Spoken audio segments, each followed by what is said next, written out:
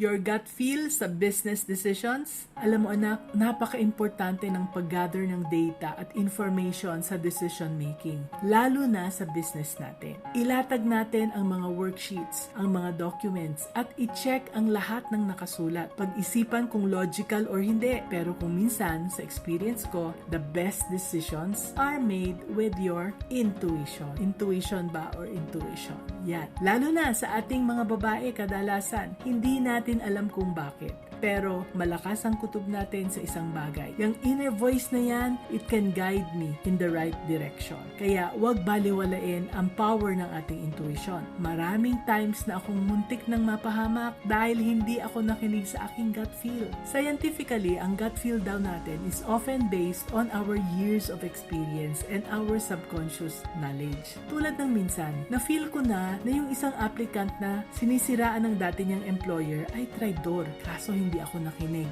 True enough, nang pinaalis namin siya dahil sa kapalpakan niya, grabe ang pagsisira niya sa amin sa social media. Ngayong nasa ibang company na siya, sinisiraan na naman niya ito. Traidor talaga. Kahit na boss niya, sinisiraan niya sa social media. Hindi lang ako nakinig sa gut feel ko. So, trust your gut and when in doubt, don't. That's being a business-minded Pinoy.